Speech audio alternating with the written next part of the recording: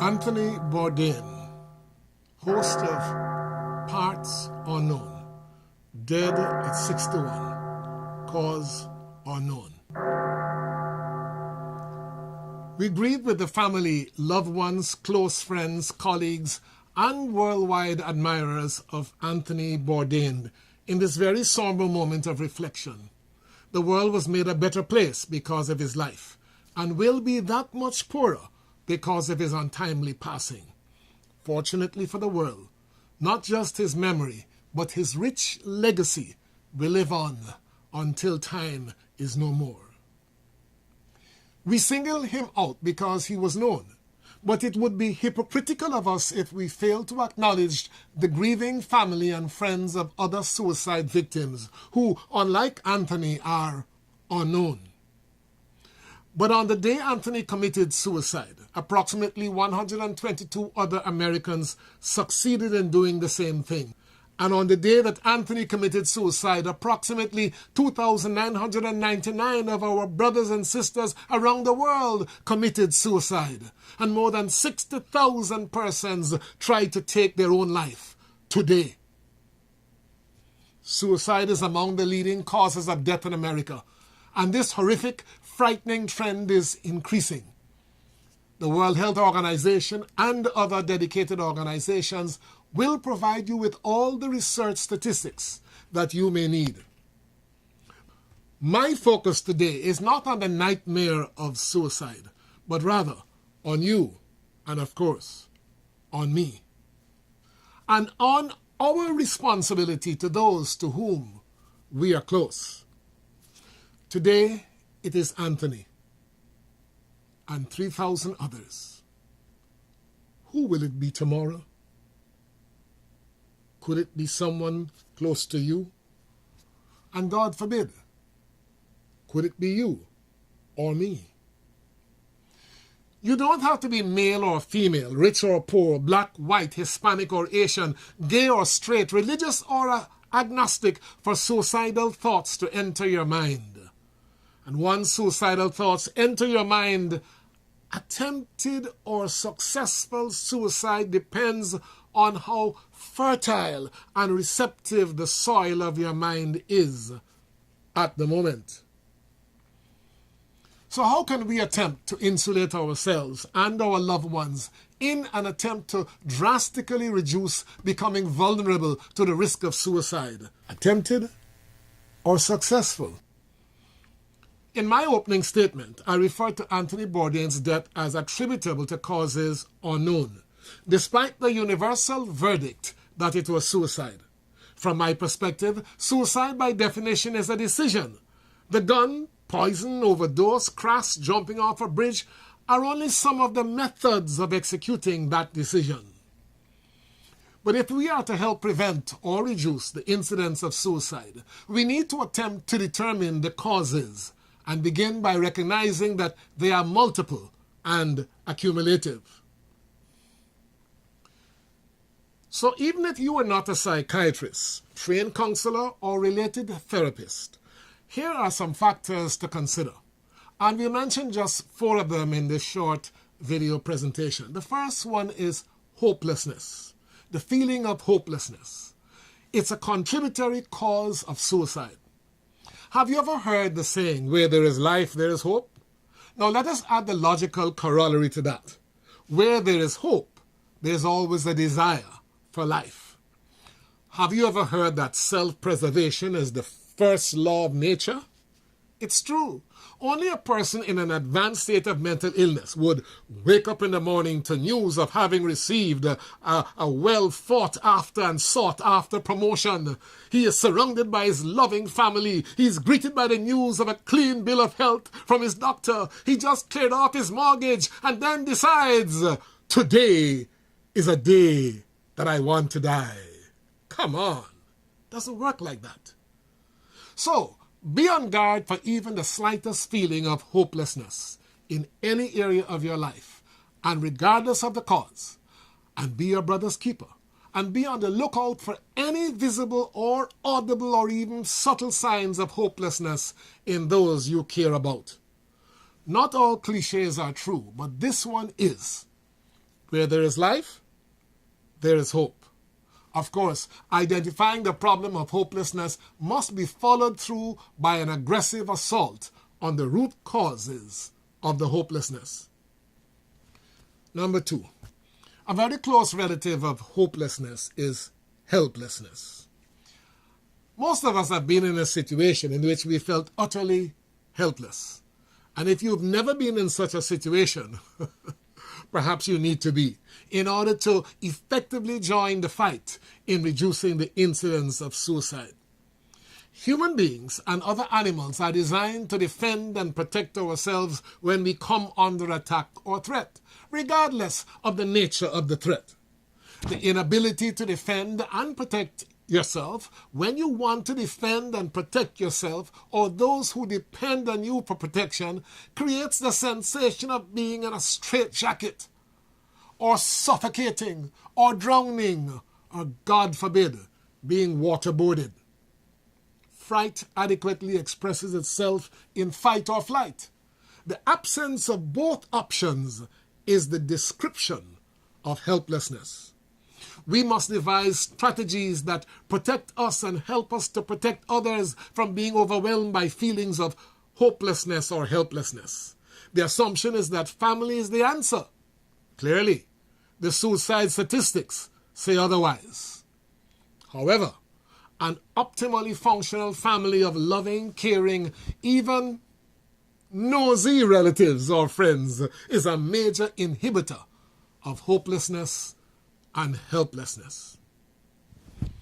The third relative to join hopelessness and helplessness is loneliness.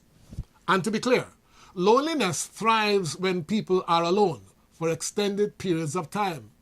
But it is very possible to be alone in a crowd. I do not know the cause of Anthony Bourdain's death, but I know better than to rule out loneliness as a contributing factor. Think of this for a moment. We all know the distinction between acquaintances and friends. Meaningful relationships take time to build. But it is not just time, it is time directly or indirectly spent with the one person. Now, we all have 24 hours in one day. It follows that the larger the number of people with whom we daily interact, the greater the likelihood that we will not have enough time to build a meaningful relationship with any one of them. When, as was in the case of Anthony, the large number of different people every day are scattered across many different places, you may become known to many, but not know very many. Where loneliness is suspected, a sure antidote is to discover the joy in helping others overcome their loneliness, hopelessness, and helplessness. Jesus said, and I have proven it, it is more blessed to give than to receive. Make no mistake, there's a blessing in receiving. For if we do not receive, then how can the giver be blessed? But the greater blessing is always in giving, because we have already received freely from God. But here's the caveat. Never become such a professional reacher out to others en masse that you neglect to invest time in building at least 2 meaningful relationships on which you can rely to pull you out of your periods of depression. And that brings me to the last of the many factors I would like to address in this video. It is called depression. Extra caution must be taken when discussing depression because it can be both a common, normal human condition at one end of the spectrum and a life-threatening, persistent, depressive mental disorder at the other end of the spectrum. The fact that the entry-level symptoms of sadness, societal withdrawal, and even psychosomatic sympathetic responses can be very similar for both conditions, that makes it dangerously deceptive and in itself is depressing. In fact, When I considered my 5th edition of DSM-5 for a current diagnostic or analytical path for depression, I could not help noting that it says on page 155, a more chronic form of depression or persistent depressive disorder can be diagnosed when the mood disturbance continues in an adult for at least 2 years and for at least 1 year in children. The harsh reality is that unlike the diagnosis of a stroke that can be arrived at from a brain scan, or many strains of bacterial infection that can be diagnosed from a blood sample, depression allows no such use of physical diagnostic tools. This makes depression even more dangerous. Perhaps a non-clinical understanding of depression is more helpful in this case, although we should rely on medical diagnoses and treatment wherever available and desirable. We all know what emotional moods are, even if men pretend not to have them. We know what it means to feel happy and we want to laugh, and occasionally even cry. We feel sad, and the juiciest joke can't make us laugh. Depression is associated with prolonged, persistent, or lingering sadness, and especially when there appears to be no easily identifiable current trigger. We know how it feels to be full of energy, and we know what it means to be lethargic. Prolonged periods of lethargy and lackadaisicalness are typically associated with depression, and perhaps at its most basic level, after a full day's work, we feel tired and go to sleep. That could be seen as averting depression. Try working for days at a time without rest and your body will shut down, hopefully temporarily. And after Usain Bolt runs the 100 meters in 9.58 seconds, he's expected to be out of breath and to go into euphoric recovery. In fact, because of the psychosomatic correlation of our bodily functions, extreme physical exhaustion can easily lead to depression. Elijah was a perfect example of that.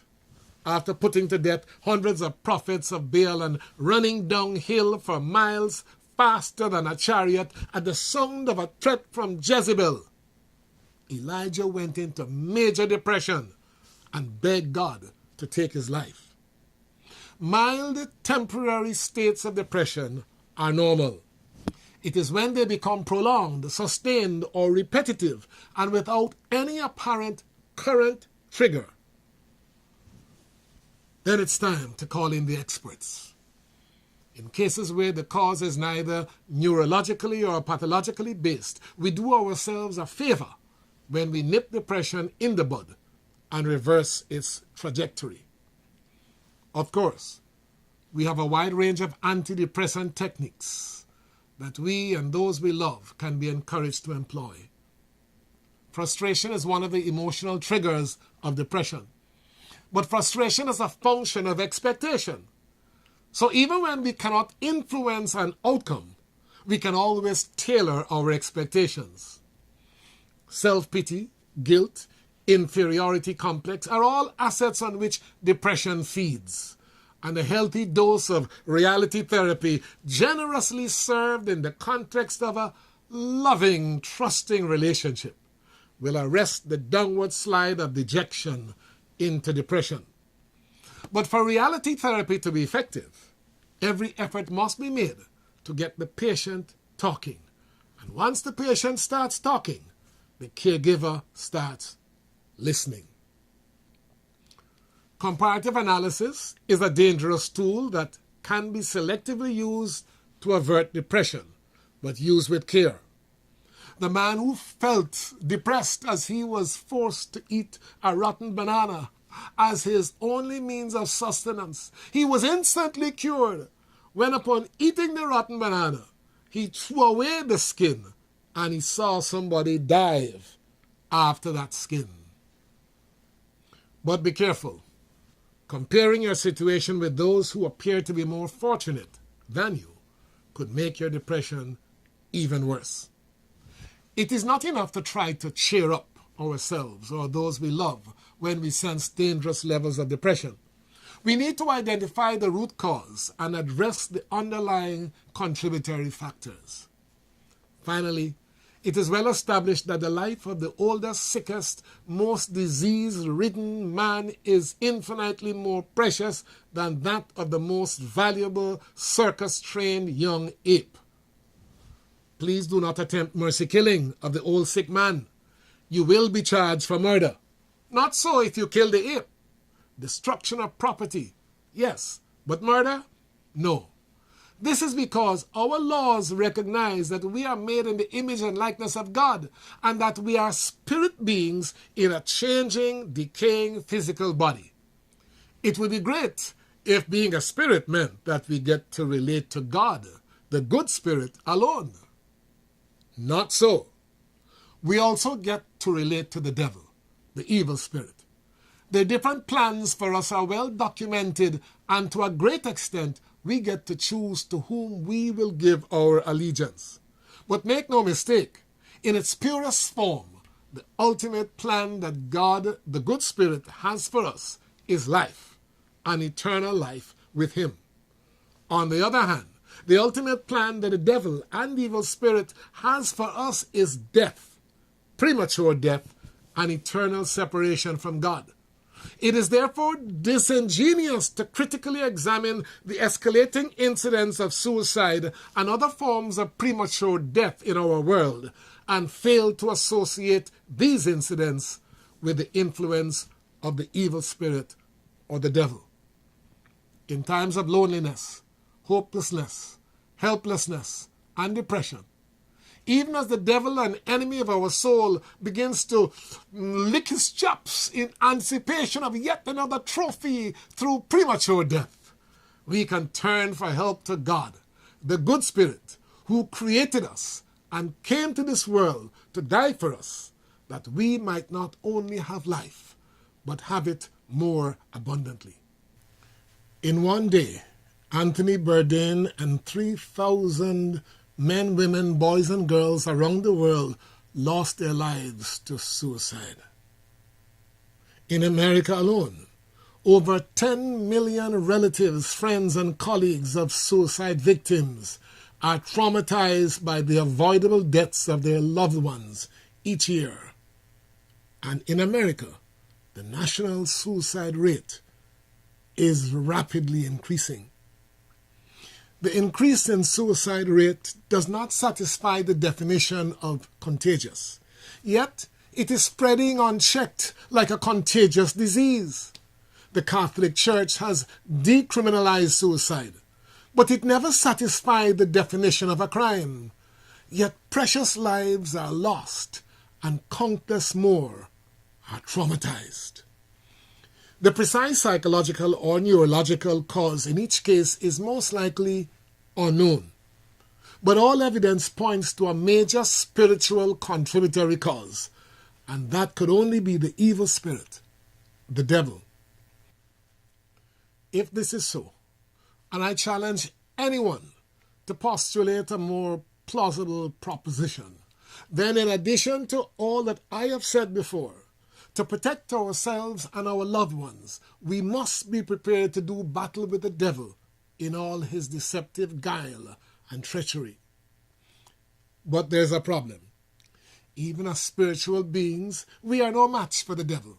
The only person that can match him is God, the good spirit.